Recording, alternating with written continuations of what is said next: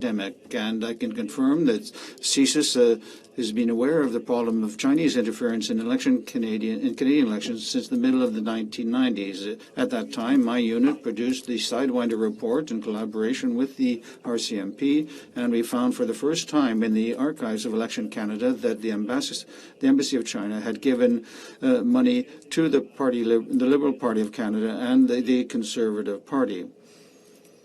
At that time, the Chinese service was fairly clumsy. 30 years later, they've improved their techniques, their operations, with a lot more acuity and boldness. Chinese operators. It is also caused by our own candidates, elected official, political staff that are either naive or calculate intentionally to gain power with the assistance of the Chinese government. The Chinese intelligence service are so good at it because they understand the electoral system, the weakness of the human being, and their work is on long-term gain. So today, I want to be very clear, and I want to be very clear. We can prove that every federal government, from Mr. Mulroney to Mr. Trudeau, have been compromised by agents of the Communist China. Every government were informed at one point or another. Every government choose to ignore CSIS warning either by negligence, self-interest, or partisanship. Every government were infiltrated by agents of influence acting on behalf of the Chinese government, and we knew who they were. Every government took decisions that are questionable about China and can only be explained by interference exercised from within or motivated by self-interest. Not only the sitting government have been compromised, but all federal political parties have been compromised at one point or another. The inaction of the federal government, all federal governments, were led to attacks on many municipal and provincial government. Ultimately, every government had been part of the problem, not the solution. And remember, not only China is practicing interference. Considering these facts, I respectfully would like to propose some actions to be taken. 1. Establish a mandatory process for all future elected officials, political staff, and volunteers to swear and to sign a declaration that they are not under the influence or acting on behalf of a foreign government or entity. This form will clearly warn of possible criminal procedures in case of intentional deception. 2. Eliminate the possibility for foreigners to vote for the selection of candidates and nominees. This is an obvious nonsense. 3. Give an explicit and clear security briefing to all newly elected MP and have them sign that they attended and understood the briefing with, again, warning of repercussion in case of deception. Prevention is our best defense. Prohibit for a period of 3 to 5 years all leaving cabinets and senior public servants from working or participating to any activities or job related to their previous functions, and this being for foreign or national entities. 5. Doter le Canada d'une loi pénale sur l'ingérence étrangère. Providing Canada with a criminal law on foreign interference, defining the activities considered illegal and the penalties. 6. Create an independent office distinct from CSIS and the RCMP that would report directly to the House of Commons, and its director would be appointed by the House. The proposal to create a national coordinator is pointless. 7. The office should have the powers set out in the law, giving it the rights of a police force to inquire, search, proceed to arrest, or take legal action against anyone. 8. Create a mechanism of controlled transparency in order to reveal cases of interference confirmed. And as I said, education and awareness are our best defenses. Yes, I know, but now we've come to the end of your time, and yes, okay, we're going to give you a little bit extra time. Reduce the number of Chinese diplomats in Canada It is estimated that 70% of the current staff are providing illegal intelligence duty in Canada, performing illegal intelligence duty. So remember that every week passing by weaken the Canadian public trust in our system, in our government ability, our determination to do something, and ultimately our allies are losing trust and doubts about us. Don't underestimate this issue. Thank you very much for the extra time. Thank you very much, Mr. German. Mr. German. Merci, Madame. Thank you, Chair. Members of the committee, and thank you for the invitation. By way of a brief introduction, the Vancouver Anti-Corruption Institute was established in 2021. It's an integral part of the International Centre for Criminal Law Reform at the University of British Columbia. We're a nonprofit, do project work internationally, research and writing, host conferences and workshops. On a personal note, I am a former Deputy Commissioner of the RCMP and of Corrections Canada. I also authored 2 reports for the Attorney General of British Columbia, now its Premier, entitled Dirty Money and Dirty Money 2. My intent in the next few minutes is to speak to outcomes, which actually works quite well following upon my friend Michel. Inevitably, this committee will be recommending legislative changes, which may include the creation of a registry and/or agency to deal with the issues that brought you together. Our experience internationally is that many, if not most, countries of the world have laws in place to deal with all forms of criminality. In this manner, they are compliant with international norms and standards. Unfortunately, few countries enforce legislation with respect to critical issues such as corruption and money laundering. Money laundering is the back office of transnational organized crime and walks in tandem with it. Money also plays a large role when dealing with election interference. How much, from where, and why are critical questions.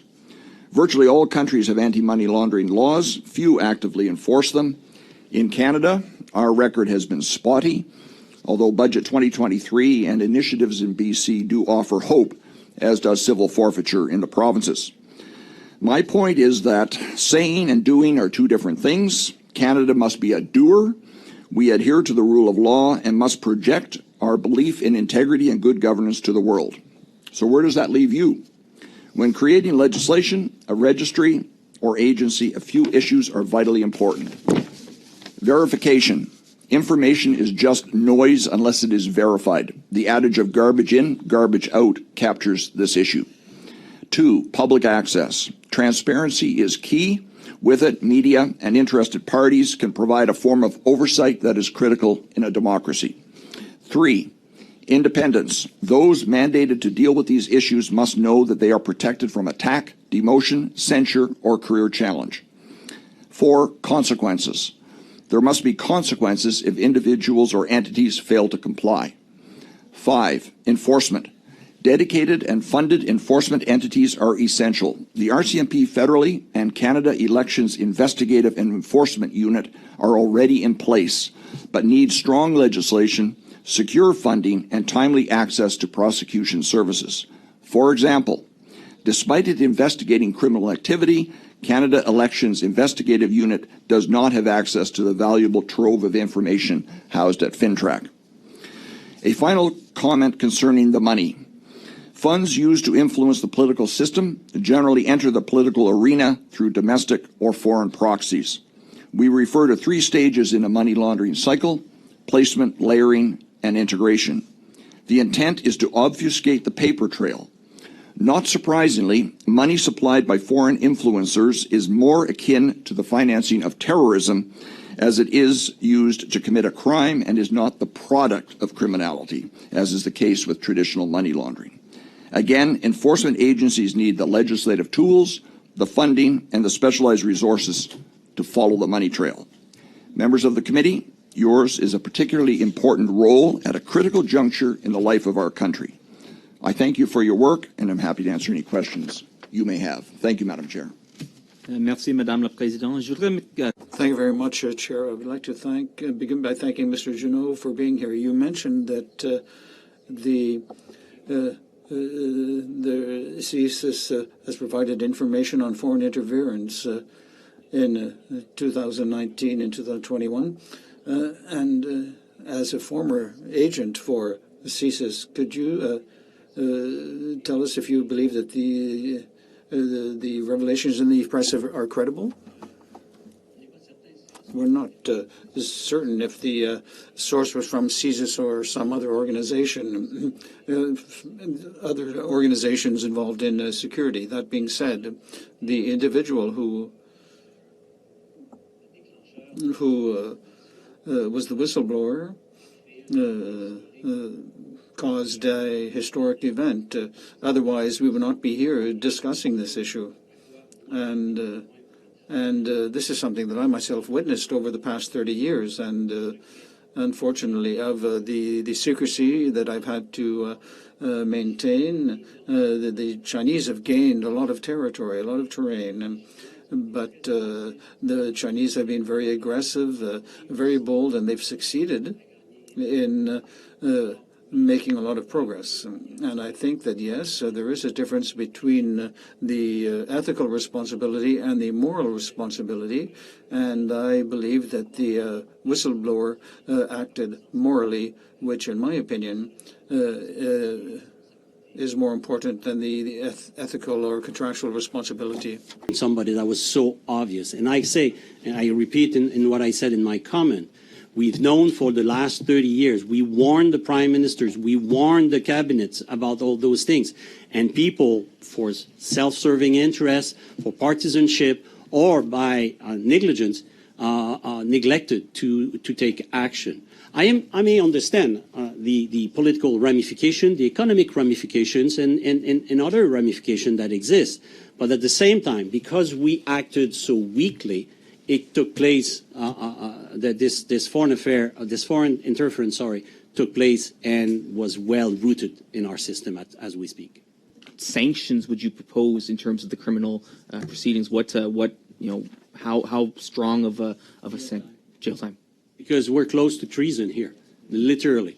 So I say jail time. Now, the size of the jail time would be judged by jurisprudence and by our system, but definitely jail time. No fine, no suspended sentences or anything of that nature.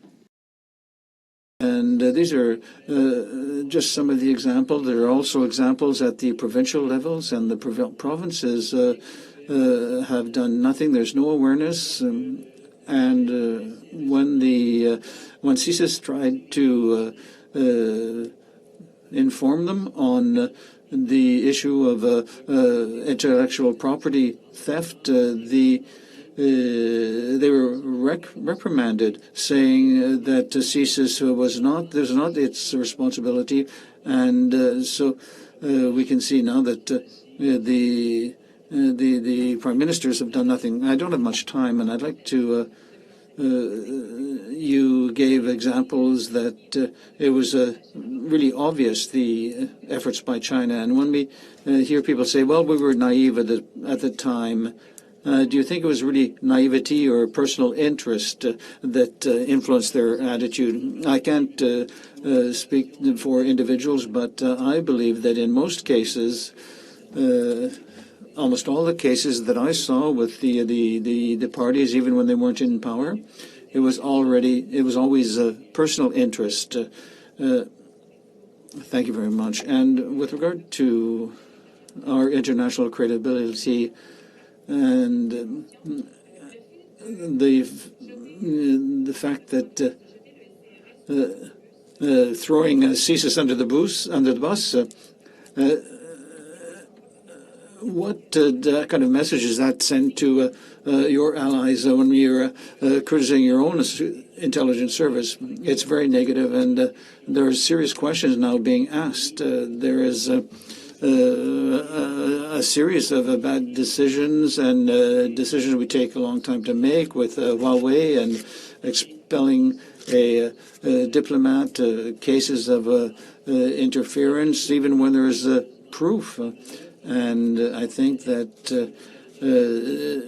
the action by this whistleblower has helped us, helped force us to deal with the situation, and we need to do it also for the United States. And I know that in the United States there's a Dragon Lord operation, which is aimed at monitoring the Canadian government and its relationship with the Chinese government. Starting since the 1990s, our allies already had doubts about our intentions and our ability to protect secrets that were shared with Canada. Do you believe, or just so that I'm clear, the Act requires CSIS to report foreign interference only to the government, is that correct? Currently, yes. And do you believe that CSIS should be required to tell, or should I ask, is CSIS required to tell the target of foreign interference about the interference? Well, depending on the operational situation, sometimes we might decide to not inform the target right away, or the person that is targeted, in order to understand a little bit more the network and what is at play. But eventually, it is our responsibility to protect our Canadian citizens, because ultimately, our boss is not the government; it's the Canadian people. And it is Then you can't blame those that don't receive it, and vice versa. Then there is the issue of vertical communication, that is, information going from the agencies to the minister's office or the minister. And this is another type of problem that we have to deal with in order to improve the transmission of intelligence and the problems we're dealing with today. Then we have the concept of intelligence to evidence, that is, information that actually becomes evidence. And this is a problem that has existed since the creation of CSIS, which was created for the wrong reasons from the beginning, and I was there. Our marching orders were that we should never be in a situation where we would have to appear as witnesses. I want to take the time, and I want to first thank you for being here. I want to take this time to be clear that with all the expertise that we have developed, we've had over 60 witnesses since the fall, but I don't have your expertise. I am getting a good overview, though, of the situation. So we have heard that there is a clear lack of proper intelligence approach in Canada and a lack of interest. Now, that lack of interest by the minister and the prime minister means that briefing notes fall between two chairs. That's what I've been able to understand. It seems systemic. Some documents don't get read as a result. And we've just had confirmation of that with our previous witness, the minister. Sometimes we have seen figures showing that show other problems. Now, does this create a credibility problems for Canada with the Five Eyes? I wonder about that. And I also wonder whether this is why we have not been invited into AUKUS. I have the impression that there is no doubt. I wonder whether we are well protected. Thank you for your question. Through you, Madam Chair, we have heard from a number of witnesses and senior officials, people in intelligence, that we have excellent investigators, we have excellent operational services, but on the political level, we shoot ourselves in the foot. We have taken too long, much too long, to make certain decisions. For example, with respect to highway, we dragged our feet on that for far too long. And that ambivalence has been shown by other things we've seen here. For example, since the 1990s, there was a report from the U.S., Dragon Lord, that were watching the activities in Canada that they felt were being perhaps funded or influenced and that no action was being taken, and that compromised Canada's national security situation. So if since the 1990s, the Americans have been concerned about our decisions, then that is something that I also saw in my work at the Asia Pacific unit and tried to alert the government about. These problems are long-standing, and they have only increased over the years. We have seen bold moves by certain countries, including China in particular, that have taken much more of a forceful approach to their interference and with the diaspora. Thank you. I would also like to offer Mr. Jean the chance to answer my question because, as has been said, we need to go ahead with strategies and actions. I would talk about the lack of culture and the lack of political interest, because if we look at the reports that were referred to last week, the CG report, there's a lack of culture that is highlighted there, but there isn't political interest except when we have a crisis like we have right now. So we need to have more maturity in our political approach. When we look at the current case, there was a problem. We need to go beyond the current problem and find corrective actions to take. When I had a different role. I was the National Security and Intelligence Officer to the Prime Minister, and I saw that intelligence that should have caused us to take action often did reach the Prime Minister, and action was taken. The 2017 memo is a good example. We had evidence of China's interference, and we took action to strengthen our election preparedness. Now, you referred to the Five Eyes. We will never be at the level of the UK and the US because we don't have the resources. But we need to have value added to come back to this issue. We need to make Canadians more aware of the issues and constantly hone our tools. I just have a few seconds left.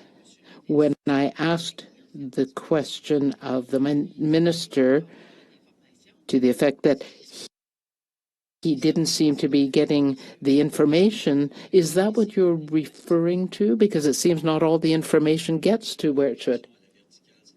I was talking about vertical communication earlier, and that's exactly what I mean.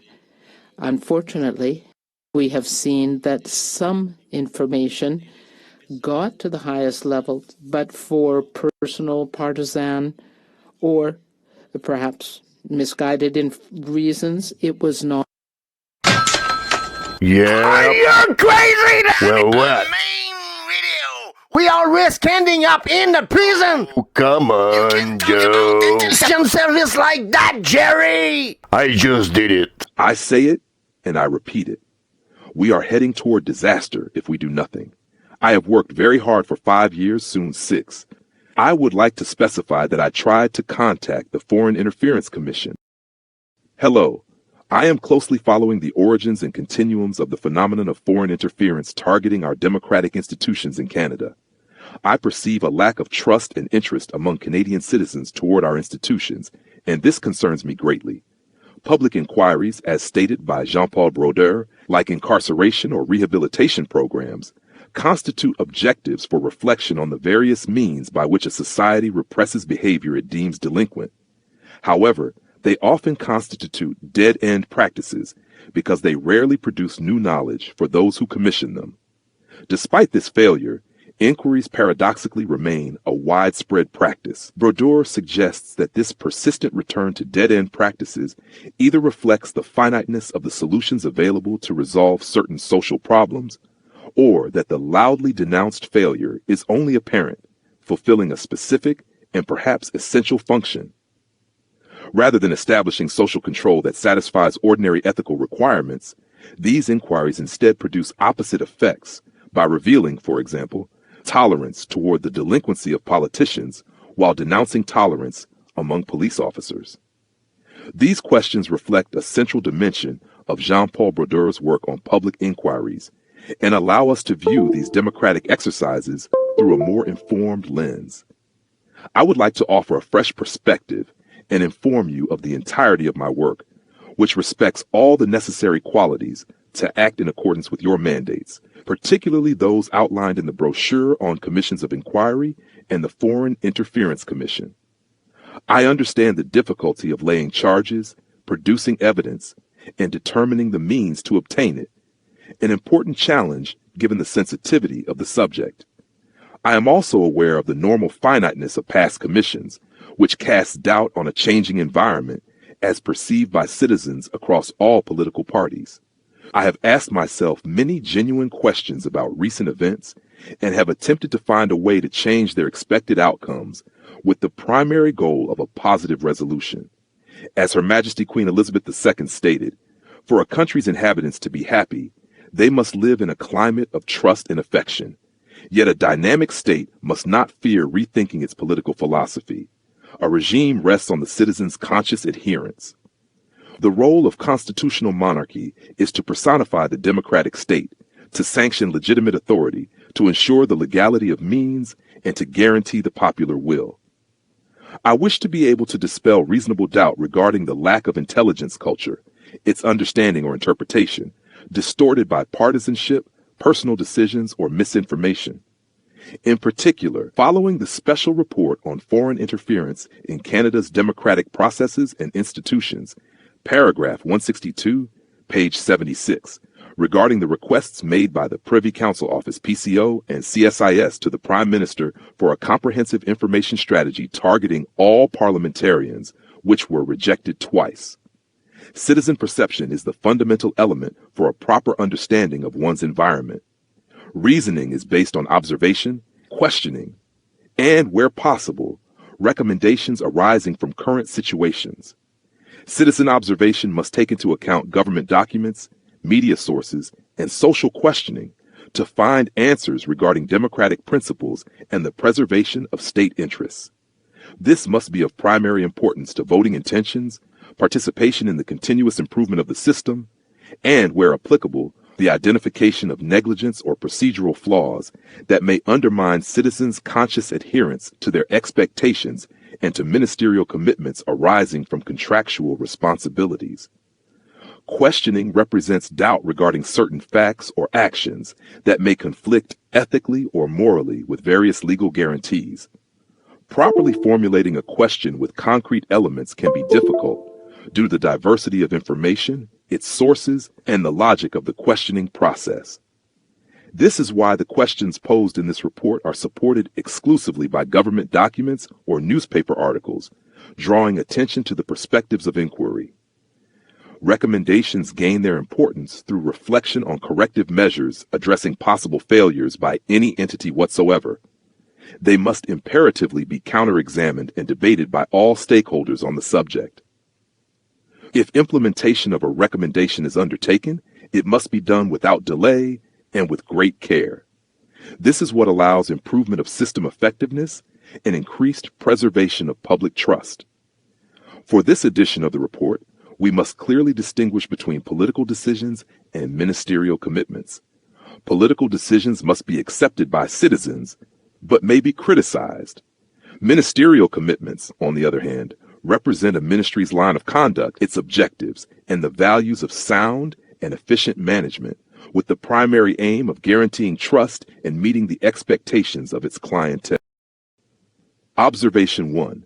I have observed a wavering trust in the state regarding certain democratic derogations or failures to uphold ministerial commitments, which I will be pleased to explain in detail throughout my report. Questioning 1. I have questioned current issues that concern me at the highest level. The eroded public trust and the precariousness of certain events have drawn my greatest national interest toward producing this report. Recommendation 1. The sensitivity of certain subjects may present challenges in offering effective recommendations, and I will be pleased to inform you of them. Conspiracy theories and Machiavellianism presuppose that the prince and all his agents act according to a perceptible rationality, representable as a strategy whose components are tightly coordinated. This approach is seductive to the mind insofar as it allows the projection of order onto the drift of events. Appearing as a reverse ideal, Machiavellianism provides comfort to the perplexed investigator. This comfort is not only illusory, but it also diverts attention from what deserves greater scrutiny, namely the fact that due to their ductility, chaos and confusion lend themselves to multiple spontaneous regional exploitations. Chaos further invites manipulation, the result of which is more damaging to institutional credibility than a coldly pursued conspiracy, often reinforced by irresponsible statements from federal and provincial ministers. The drifting character of Machiavellianism as a representation of the political process lies in its reinforcement of voluntarist myths of mastery over critical situations by power, reframed through the paradigm of the occult. By stubbornly reconstructing failure as a triumph of control, one merely hardens the apathy of those who might otherwise rise up against the erratic behavior of public administrations. In one of its aspects, the establishment of public inquiries into this event involuntarily testifies to this management of failure. One of the outcomes of these inquiries is the creation of an impossible legal situation, with no resolution that clearly manifests justice. In all cases, this is the type of equity claimed by free people. The October Crisis and Commissions of Inquiry, 1980, by Jean-Paul Brodeur and Samuel Tanner. I believe I am an essential contributor to the development of this subject, and I believe I have found a way to restore trust in our democratic institutions, public services, and the rule of law in Canada, to restore the image and value of all our security services, and to raise strong awareness among political figures regarding national security. I also aim to raise citizens' interest in national security. All of my work should have been in the hands of CSIS Director David Vigneault, who unfortunately resigned on July 4th. The processing of the file followed identification and transmission procedures at the secret and top secret levels via the Gatineau SQ police station on May 9th, 2023. I presented a citizen report on possible vulnerabilities that could allow threats to defense and national security. I therefore retained 2 volumes, Volume 5, My Story, and My Research Project, and Volume 6, Operation Amarok, which were deliberately omitted at the time of submission and recorded as such in the identification document addressed to the director. In essence, I concluded that the best fight against foreign interference was to conduct a proportional form of internal interference, but in the image of my country and the will of Her Majesty, aimed at restoring trust among residents and, above all, ensuring respect for government policies and the letter addressed to ministers, Open and Accountable Government, 2015. My dearest wish is to be able to say that I attempted to fulfill my duties as a citizen by participating in volunteer actions on behalf of public safety, both provincially and federally, and by acting in good relation with the environment, values, promotion of history, and protection of my country, its citizens, and our democracy. I would welcome the opportunity to meet with you for my accountability presentation on the situation. Article 1 of the Assessment National Security is of vital importance to the state. It is a matter of life and death. The preservation or loss of the nation depends upon it. It is imperative to regulate it properly. Failing to seriously reflect on it demonstrates culpable indifference toward preserving or losing what we hold most dear, something that must not be found among us. Kisses to all. This may not be ethical, but it is poetic and comes from the heart. Our history is an epic of the most brilliant achievements. I have declassified certain portions of my report regarding possible vulnerabilities that could allow threats to defense and national security, among other actions aimed at preserving long-term peace. P.S. I consider that my security services have been neglected and subjected to moral harassment by some. The ungrateful burden of proof was a challenge I attempted to meet. As in all cases of workplace harassment, the best leave the ship bearing scars. David Vigneault, Director of Secret Services, David Lametti, former Federal Minister of Justice, Jody Wilson-Raybould, Federal Minister of Justice, Peter Slowly, Chief of Police of Ottawa, and Canada's capital of hateful and racial violence in 2021. Not to forget all those who had to leave the Canadian Armed Forces due to the vaccine mandate, and preventing the valorization and recruitment of future candidates. Contact me by return email if you are interested in a citizen deposition on national security interests. I have no financial interest or investment and do not seek money. I simply wish to see the world happy. Sincerely, without concrete results. I tried to bring the matter before the federal court. I sent letters to all party leaders and to representatives of His Majesty on Canadian soil. I wrote a citizen report on possible vulnerabilities that could undermine national defense and security, with the goal of having the government correct or avoid these vulnerabilities. Contrary to my objective, the government has misused it. The document was designed and complied with CSIS procedures for the creation and transmission of secret and top secret files. I chose the wrong auditor because CSIS must refer only to the Prime Minister on matters of national security. I should have sent it to you. I lacked experience. I developed over time.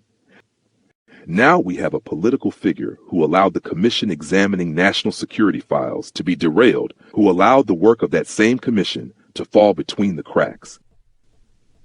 Foreign interference is a direct attack on our security and our national sovereignty.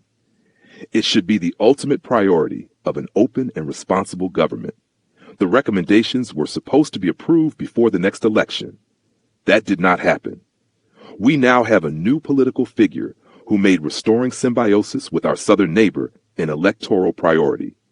But at the latest Standing Committee on Procedure and House Affairs regarding foreign interference in our elections, we can clearly see countless excuses from Liberal Party members explaining that they need to find people, office space, and that it's complicated.